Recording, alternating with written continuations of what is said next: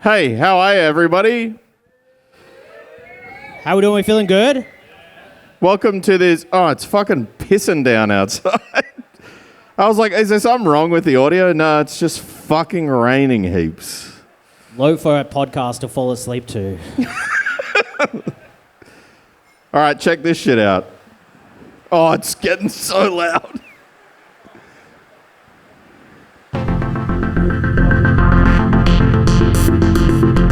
Yeah, welcome to our live podcast. Welcome, everyone. Thank you so much for everyone for coming out. Welcome back to Oblivious Maximus. It simply could not be louder. Less rain in the fallback, please. Fuck me. It is howling out there. Man, that's crazy out there. Thanks for bearing with the rain to watch this. By this, I mean me plug my phone in. Does anyone here not know what this is? Just a quick show of hands. Okay. All right, what? no one took a punt. Great. Last time we did one of these, a random man from a hospital came in. Yeah. To the live show. And he's here again tonight. Thanks for breaking out of the psych unit, Mickey. All right, so how this is going to work is we're going to talk for a bit, then legally I have to go to the bar every 30 minutes and also piss every 30 minutes. So we'll talk for 30 minutes. Yeah, this is unk culture sort of stuff. A live podcast in a brewery. They said it couldn't be done. So I'm going to piss in 30 minutes' time, and then you can all also piss. And then after that, we'll do a bit of trivia, you see? Anyone here like games? Yeah, we love games. Rundo's here for the games. But yeah, so we're going to do talk, piss, games, hardcore bands. Good? Sound good? Yeah. Give it up awesome. for that. Everyone's like, fucking get on with it, cunt. All right, so let's do the talk portion. Ben? Yeah, well, it's good to be here in Perth. Thank you so much for everyone for coming out. Yeah, and thanks to Dave Demise and Life Cult for playing music after this. And to Kyle and Claire and Ben for helping with everything. And Mickey and every one of you. What number of time is this for you in Perth? 1,000 minimum. The main story I think I know from you, I haven't been here that much, but the main story I know from you involves chronic with a K. Yeah. So is a fake drug still a thing here? Anyone here do fake drugs?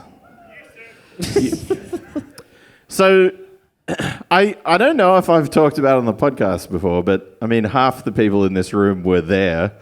But one time iExist came here, and mining is really big in this place, it seems. The public transport is amazing.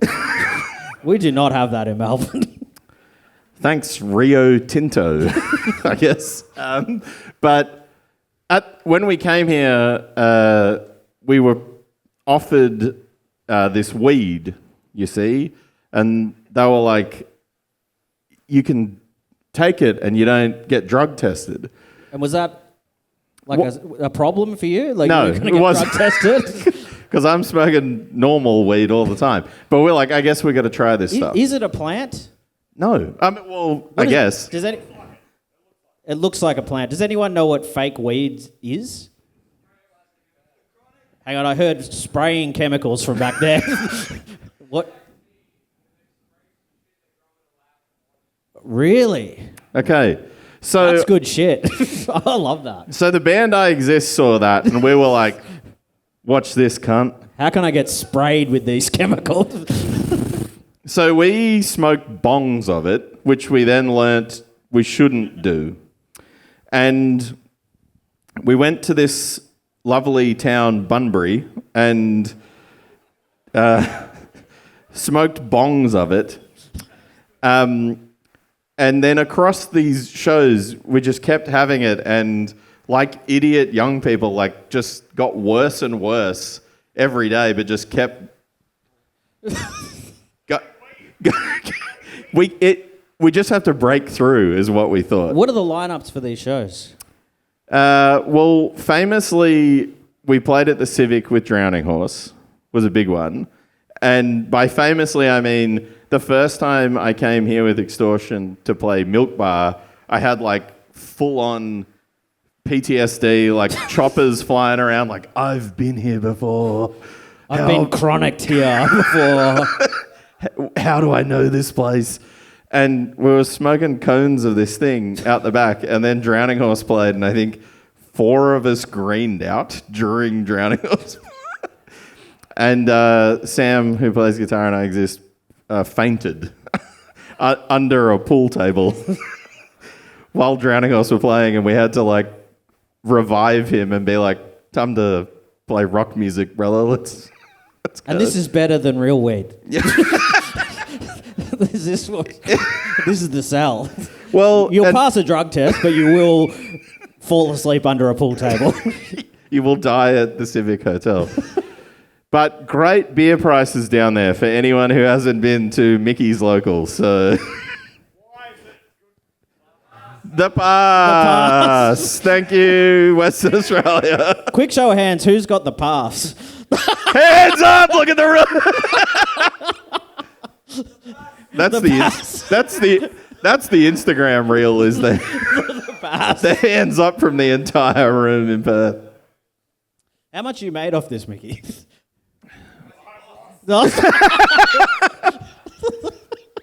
Yeah. So the drug chronic. Can't get that on the pass. Sadly. But yeah, so, you know, just me fucked up in Perth, basically. Yeah, fake drugs is a weird... Someone told me the other day about fake cocaine. I didn't know that was a thing. I thought that was most fake coke. Anyone here done fake coke? No? Hands up from the same guy who knew about the chemicals. Got herself a scientist up the back there. Yeah, so... Yeah, but it was crazy. And then from there, this also led into the other, like, my greatest Perth experience that I've talked about so much publicly that Ben and I decided this week, like, I'm allowed to talk about it on the podcast now because I've teased Sam from I Exist. Sorry, brother. But we played the show in Bunbury and we're ripping this chronic... Do shows still happen in Bunbury? No. Is this why? We may have buried it, but I Exist goes to play. And, you know, we've been carrying on, hooting and hollering at this venue. And it's like our time to go, and Sam's nowhere to be found. And we were like looking around, and our friend Rob was there with us, and we're like, you have to go find him. Anyway, we'll set up. And so a friend of ours was setting up his guitar. We're all line checking. He's nowhere to be seen. We're like, fuck it, I guess we just have to play without him. We'll figure it out after.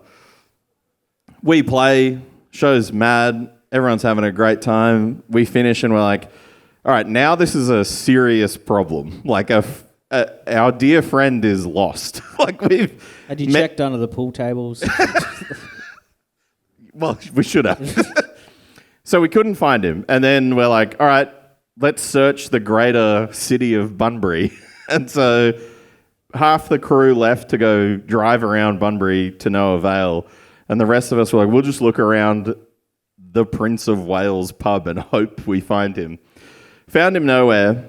We go upstairs to the Accom that I'm sure every person in here has slept in at some point. Anyone stayed at the Prince of Wales before? Yeah, there you go.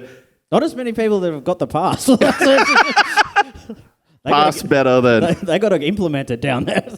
Yeah. Hey, if you're listening, the Prince of Wales. This is also a small business podcast. We go upstairs... And then we get to the top of the stairs, and there's the corridor going down to the rooms. And I got to the top of the stairs, and I could just see vomit going the entire way down the corridor. And I was like, good start. Let's follow the vomit. And so followed the vomit to the door of the room, and the vomit was on the door. And then we were like, oh no, it starts here. We got to go back. So we treasure map backwards. Real Hansel and Gretel type shit. And we've been drinking since 9 a.m. basically. So we're like bumping into the walls. You needed the spew there. We needed the spew. Follow the spew trail as it goes to a communal toilet, and then keep following the spew to a cubicle. And Murph, the drummer from I Exist, opened the cubicle door, and it was like, I got to stand up. It was like he pushed the door open, and it was entirely shit from like the toilet all the way up the wall. And he immediately was like, and he like bailed out. And then I went in because I was like, is he dead in there? No human, just poo this way. And he's a little guy. So that's like really shooting it He's up. a little fella. And the door closed behind me. So shit this way and spew that way. And then I was like, okay, well, this is where the problem finished. Let's go back to that room, and he's got to be in the room. And so we go back to the room. We're banging on the door, no answer. At the time, the Prince of Wales had some scaffolding going on outside, and the singer from I Exist was like, I'll get up on the scaffolding and go outside and try and get into the room from outside. So Jake went around the back, climbed up the scaffolding, and was like banging on the window. And he called me, and I'm on the other side of the door, and he's like, this cunt is completely naked on the bed. And we're like banging on the door, and then somehow he arose. And he got up, and he opened the door, and like literally opened the door, and his eyes just rolled back into his head, and he just completely, like a plank, fell backwards. Anyway, and so we put him on his side and put a towel on him and just were like, I guess, deal with this tomorrow. He's alive, all good. Then we all went to bed, didn't clean anything up, really, just left it over it. Put a towel over it, left it for later. Woke up the next morning and I was like, oh, fuck. We got to clean up heaps of spew and shit and stuff. And I went out into the corridor, no spew. All the spew's gone. Door clean. I like beelined for the toilet. Dunny clean as. I was like, what's happened? And then walked back past, and there was a little window out into the car park. And Sam was in the car park with a bucket and a pair of jeans, and he was like a Russian mum, like just like swabbing his like pants. washerwoman kind of like. And then we went outside and we're like, hey mate, and he just kind of looked up and then he goes, sick set last night.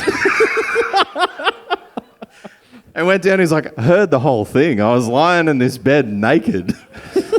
And he was like, I heard a song, and I was like, oh, that's I Exist. And he was just like...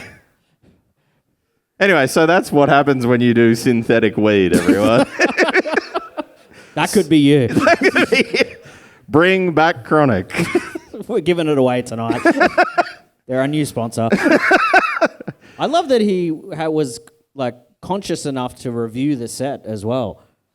And yeah, sick better set. with him not in it. I mean, we're pretty tight, TBH.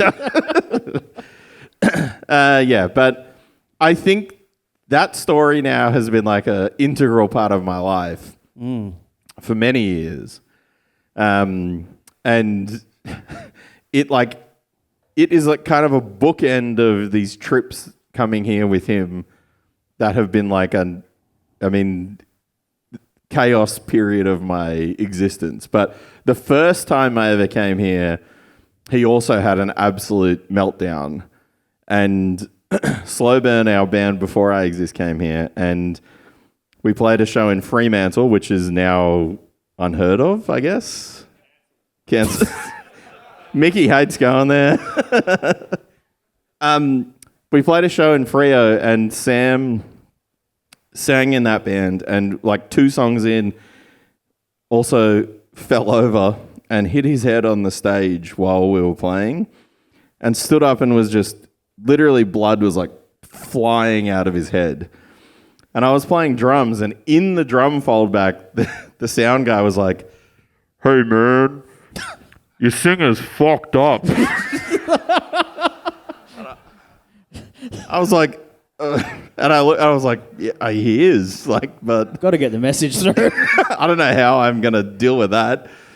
We played through, and then afterwards he was like, everyone's like, "Oh, wild show," and then he came up to me, he's like, "I'm really hurt," and I looked at the back of his head, and it was like entirely open, like it was just enormously split open. That's what you want with the head.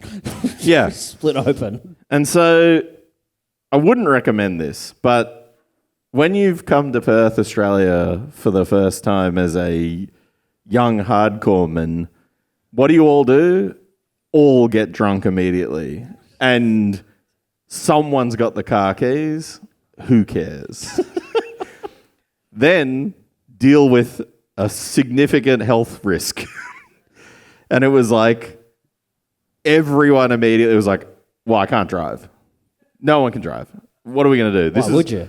Well, yeah, exactly. We can't. No, Uber doesn't exist. We got no way to get to. You got to get in a taxi. Got to get a taxi. So instead, I drive the van. Should I have driven it? No. Health of Sometimes drink driving is easier. They don't tell you that, but So I did that. Drove Sam to Fremantle Hospital. Go in. We walk in and both of us went to the thing and they said, "How many drinks have you had?" And he goes, "1 or 2." And he's like, literally his entire body is covered in blood. And I'm like, 1 or 2. And then they came around with a bunch of bandage and just wrapped his head up. And he got like crazy plastic surgery face from it being so tight on his head. And they're like, "Sit there. We'll be back in a minute." Head trauma, straight in. So in we go. They come in and look at him and they're like, "We got to staple your head together. We'll be back." And then they pointed at me and they're like, "Don't let him fall asleep. He has a concussion. He's been drinking." I was like, "Absolutely. I will never let him fall asleep." And within like 2 seconds of the doctor leaving, both me and him were like, just completely knocked out. Doctor comes back, assume 30 seconds later, was like, "You fucking, what are you?" And got really mad at me and was yelling at me, and he was sitting there like. And then they were like, "Hold this."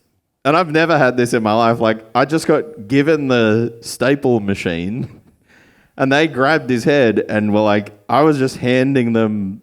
They gave you a job. They gave me a job, like put me on the tools because I fucked up and fell asleep. Fell asleep, now you got to fix your friend's head. And so they sat there and just stapled his head. They put a bunch of needles in his head to give him anesthetic or whatever. But I just had to watch them like staple his head together, and I'm like, God, I wish I had some of that chronic. But so I watched his head get all stapled together, and then we left, and they gave him this device, and they were like, "You have to go to your GP in 2 weeks' time and get the staples cut out." And they gave it to him, but me, and they were like, "In 2 weeks, make sure he does this." And I was like, "All right, cool." Left Freo Hospital. Hang on, what was this device? Don't blow the story. Sorry. I get in the van. I'm now sober, I assume, and got out the Perth, like, I don't know, whatever your map was called here. Like, literal a physical map. And I just was like, I guess I'll drive to Perth. So drove like a bus driver with a map on the steering wheel with this little thing in my hand the whole time because I can't lose this fucking thing. Anyway, go back to Perth. Rest of the show is silly as. 2 weeks later, back in Canberra, Australia. he comes to band practice and he goes, I was meant to go to the GP to get the staples out. They told me can't bulk bill. Got to pay $100. But it's pretty easy to do. And I was like... DIY forever. True punk. So Murph, the drummer from I Exist, gave Sam a bottle of red wine.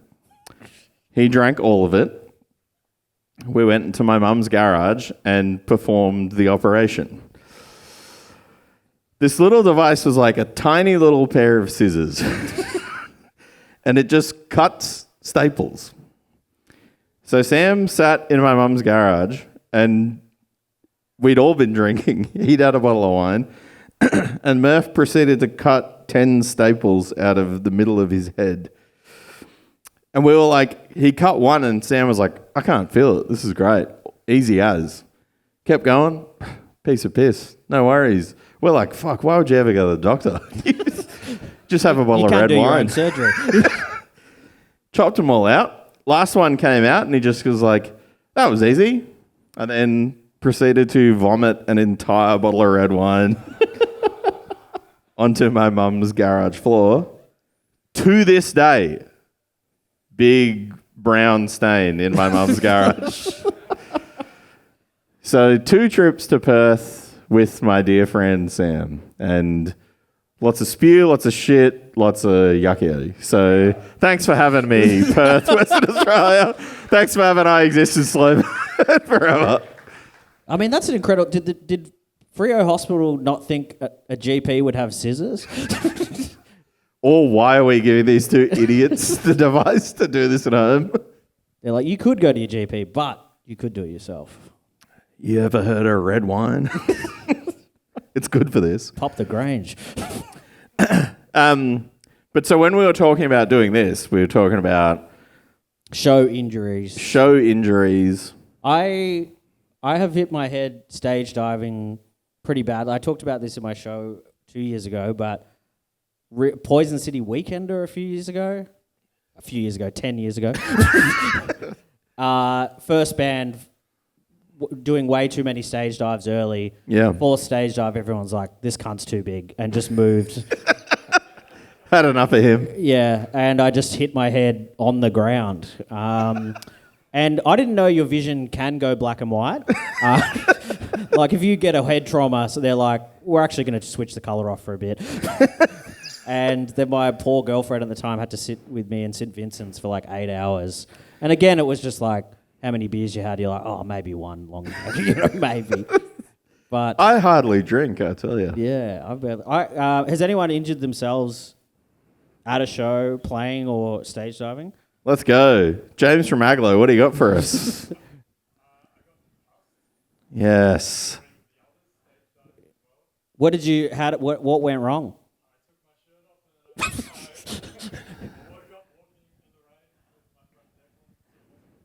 Really? So you just don't even remember the injury?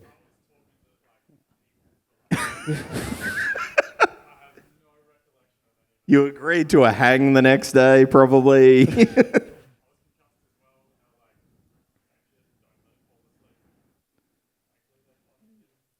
Well, that's good. Good to have a souvenir. Glad you got a better friend than me, because I fell asleep the second they told me not to. Oh. Yeah, that's the issue. Fuck. Too much chronic. It's I don't know, like injuring yourself like that. We do got to do some research into CTE in the heavy community. Yeah, something's wrong with my brain. It's coming. Anyone else? You put your hand up, mate. What? Let's go.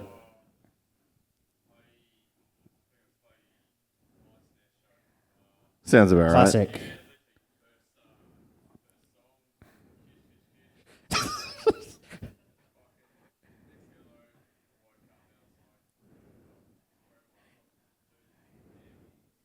Fucking hell. Good to hear the intro, then just the siren from an ambulance. Quick way to wrap the gig up. Well done, mate. Thank you. And we're glad you're here. Let's get a round of applause for injuries. Thank you for contributing.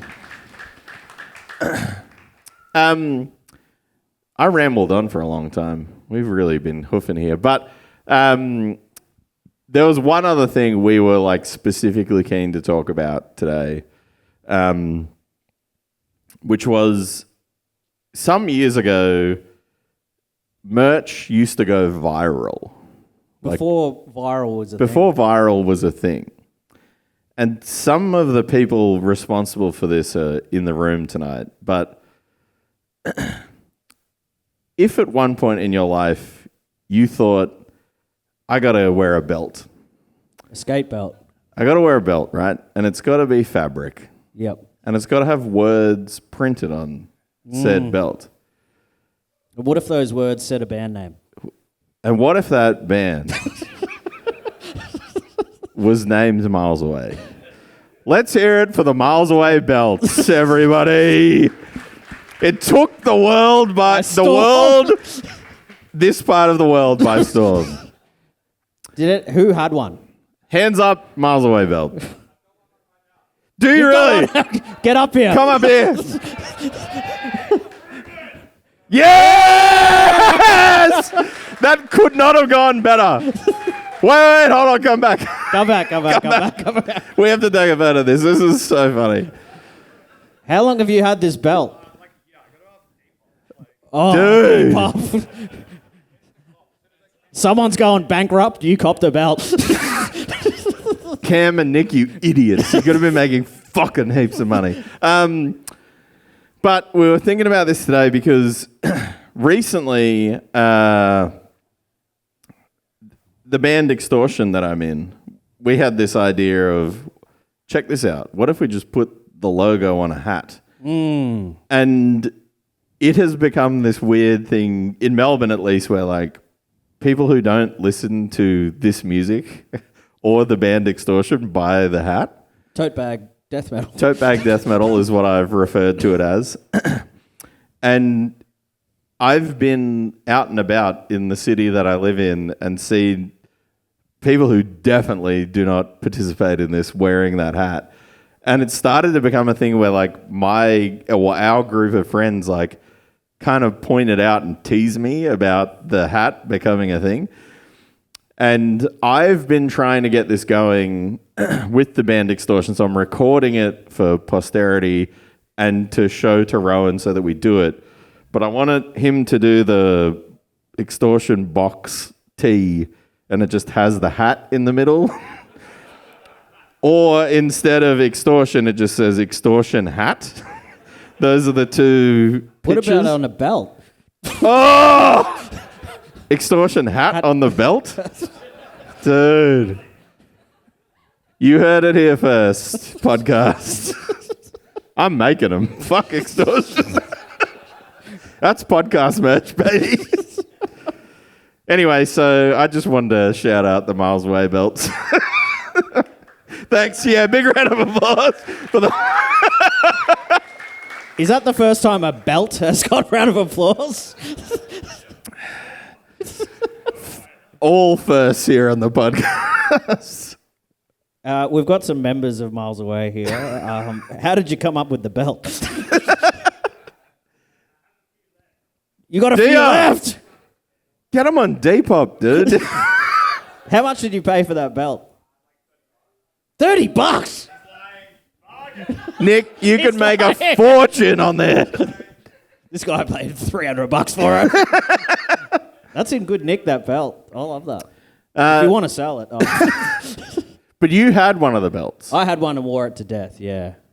And it was on its last legs for you. It was getting to the point where I couldn't take it off because it was like getting caught because it was so frayed.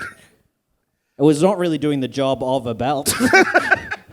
It was kind of working against you at that point. Yeah, working against me. So yeah, no belt. R.I.P. belt. Anyway, so thanks for watching us talk for these 30 minutes.